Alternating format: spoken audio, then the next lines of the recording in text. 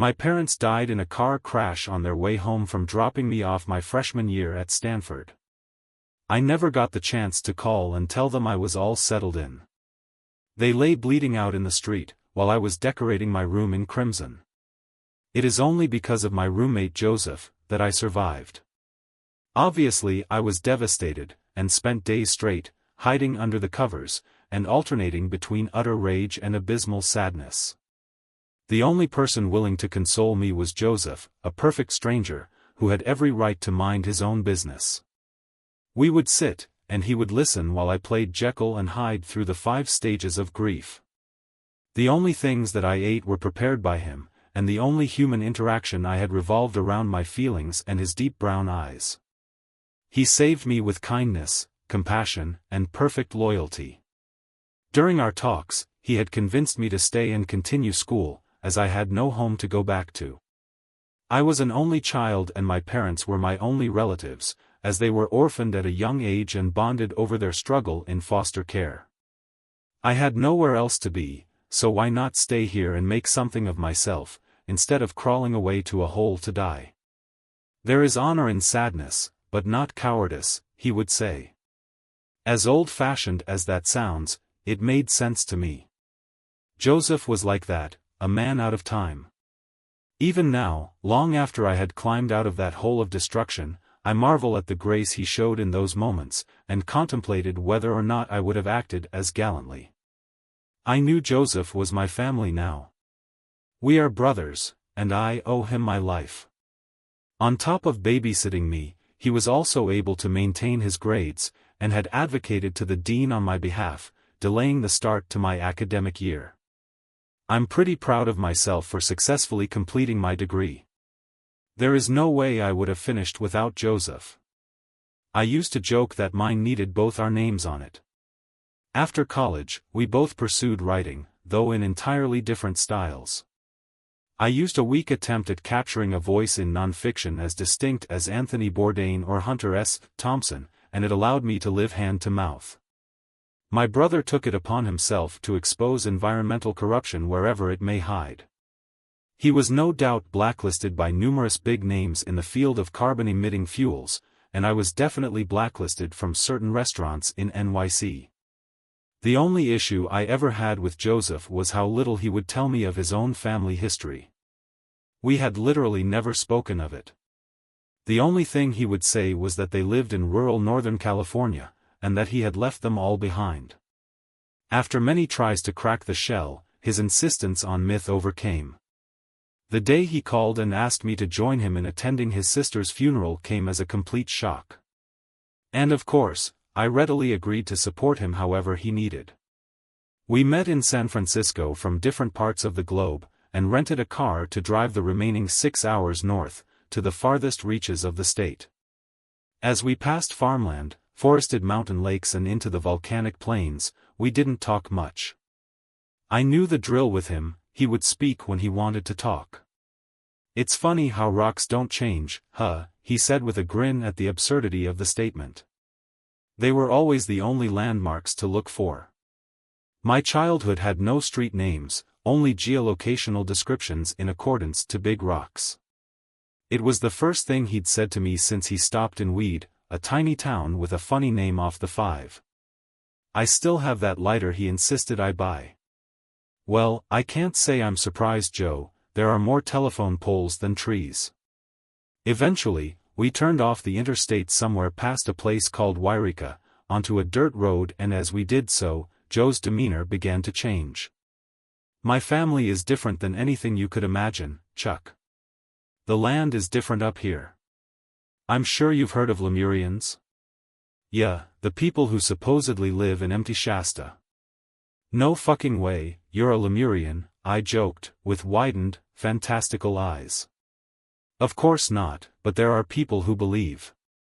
There are some people who are not wrong to believe there is something different about this place. My eyebrows began to retreat into a more concerned furrow. I'd never known my brother to be irrational. There aren't people that live in the mountain, as far as I know. My parents, and their parents have searched. A community was built out here long ago, searching for the meaning to the mountain, searching to understand the power it can bestow on those that are willing to accept it. Their entire life has been, along with my ancestors, spent looking for the truth that lies out here on these plains at the foot of the volcano. I grew up completely disconnected from society. Instead, my family and many others lived a nomadic lifestyle, out here away from everyone else, looking for the truth to life. I had decided to support my brother, in whatever way that I could, as a much younger man after many nights thinking back on our quiet talks, remembering his kindness. I had promised myself I would repay him however I could. I would be there for him, and it was with this in mind that I said, "Joe, that's fucking crazy." He just smiled grimly. "Now you know why we never talked about it." We spent the next hour jostling down a dirt road that traveled into the horizon unhindered, all the while I asked questions of which he did not answer. It wasn't until he stopped the car on the side of the road that he finally said anything. We sat for a moment in silence, and Joe's eyes began to well up and he spoke. "Chuck, I'm sorry it has to be this way. There is no way that I could have explained this to you that would have made sense, but you have to trust me. I will never let anything happen to you. I'm going to need your help here, just do what I ask, and Ev." With that, he opened his door, and beckoned me to do the same. I slammed my door, gunshots ripped through my ears. Joseph fired a handgun that I was unaware existed into the air 3 times and I screamed out of shock. "We need to start walking, brother, we can't miss the funeral," he said, with brown eyes I had never seen contain so much sadness. My mind was made up a long time ago. I drew strength in my choice. "Sounds good, brother." It took only 20 minutes for the sun to set after we left the car, and I was completely blind, though I had a good hold on the back of Joe's coat to help me keep track of him. Joe was locked in on something I couldn't see and was sure-footed in his march to our unknown destination. For an endless amount of time I huffed and puffed and wondered what the hell was happening. Never once did I feel afraid to die, because I trusted Joe. I knew he wouldn't let anything happen to me. For some reason, I felt afraid for Joe. Eventually, a large structure loomed out of the darkness, almost as if by magic. A large yurt made of animal hides was standing prominently, with smaller versions scattered around it. There were torches outside the large yurt, illuminating a towering pillar of smoke emanating from the center of the tent. 2 men stood outside the main flap, and it was obvious we were expected. Joe saluted the men with his chest in a fashion I'd never seen, and they allowed us to enter. Inside it was tortuously hot, and filled with people, all of whom would look more at home as an extra in a Conan movie than in the state of California. Little naked children ran about, squealing and playing amongst mothers. Bearded men with braided hair and ornamental beads all stopped talking at once when our presence became aware. All of them had weapons, though none looked intent on their use. In the middle of the tent, sat 2 chairs, a pit of coals glowing white, and a large tarped object. This is where all eyes merged as the silence of our arrival rippled through the tent. For a long moment, the fantastically dressed couple seated on the thrones gazed upon Joseph in loving contempt. "I am pleased to see you still honor our traditions. We weren't sure you would come," the king said. "Of course, father, she was my sister," he said in measured respect. "Choosing to move on from the mountain does not change my respect for it, for what it has given us. I am here to honor my sibling. I chose to walk another path, not forget who I am." The throned man accepted this, and turned to me. "Do you speak English?" Yeah. "I do," I finally choked through my astonishment at the whole situation. "Very well, no time to waste," he said and clapped his hands together. Immediately a whirl of motion began, as drums beat in earnest. We were pulled bodily, made to move around the center pit. The entire tent groaned throat-allied together in unison as they undulated together. Next to me, I could hear Joe doing the same, a sound emitting from his chest rather than his mouth. It infected the room and vibrated the yurt in an orchestra of humanity. Strongly, he grabbed my hand and led me to the pit, the mass parting for us, hurrying us toward his mother and father and the shrouded shape. All the while the heat grew as we moved closer to the pit, descending down into the fires, the thrones and coals. Now that I could see, I realized they were not coals, but rocks being superheated by the earth. The volcano, tangible to those who dare. We stood in front of the thrones, holding hands, as Joe's father began to speak in a deep tone that captured the energy of the jubilation, and as the beating of the drums crescendoed, he boomed. Finally, the lost son has returned. We are glad to have him, are we not? The entire tent chanted yes. The king continued, Joseph, tell of your sister. Tell of her glory. After a moment, Joseph, in an equally stunning voice, rejoined. Marion understood the circle. She understood family. She gave all for me, so that I may try and make a more direct change for our home, for our forgotten brothers and sisters. She is beautiful and wise. She is a worthy voice returned to the many. Seemingly satisfied, Joseph's father said. You accepted the gift, Joseph. It is because of your sister that you are allowed to lead the life you do. She took up your burden. Have you made yourself worthy of this gift? That is not for me to decide. The king was surprised, and proud of this. Then it is only right that you complete her cycle. From the fires, to the fires, again. Yes, Joseph said, looking at the shrouded figure, tears flowing down his face. The king turned and whipped the shroud away to reveal the crucified remains of Joseph's sister, mottled green and black from days of decomposition. She looked just like Joe, the resemblance would not be betrayed by the rot. Ornately, she had been sliced at the navel and her entrails lay draped amongst a small bouquet of flowers at her feet. The heat, the smells and the sight all culminated in the most intense case of nausea imaginable, and I released it into the pit, adding the aroma. I felt like I was going to suffocate, until I felt Joe's calming touch on my back. I wiped my mouth and stood up straight, remembering that this was a funeral. The king, looking directly at me, continued his speech. Upon the backs of your brothers, upon the backs of your sisters, is carried the future of our people. When we become one in that belief, then are we granted the strength of our ancestors. Marion understood this, she sacrificed greatly for Joe in his stead. Her brother chose to lead a path away from the mountain, and her love for him burned brightly while he was wayward. Because of this, her life energy collapsed prematurely. Now Joseph, you are here to pay that debt. Are you here to carry your sister, as she has carried you? Joe looked at me, braced himself, and this, he pointed at me. Who is this? This is my brother. He is us. He has stared at death and overcome, a warrior unto his own right. The king looked upon me, unmoved. I see. He is, Joseph said with force, and it gave me strength. Very well, prepare them then. I was immediately seized, as the drums beat again. Joe and I were moved on a wave of men, as they tore at our clothes, ripping everything away from me. I fought and screamed for Joe, who merely repeated, "Trust me, brother, trust me." Naked, we both were placed in front of the pit, the king booming as the drums beat rhythmically, the masses groaning in unison. Bound by flesh, these brothers. As those of us are before.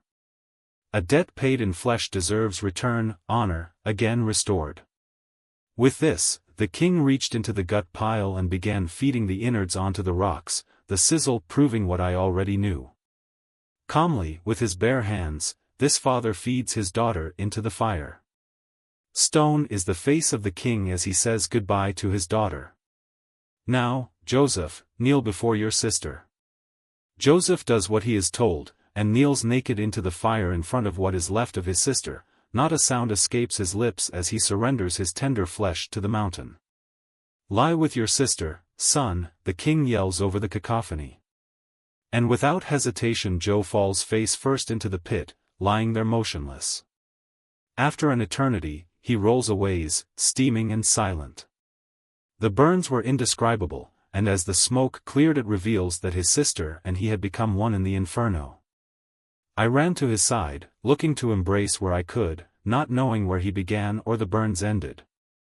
My heart ached for him as he lay there smoldering in the dirt, looking up to his father's approving eyes. His son was an honorable man, and had proved so again. "Your brother needs you now, take him upon your back, as he has no doubt done for you." "Yes," I said, turning to look at his face, tears evaporating from my cheeks.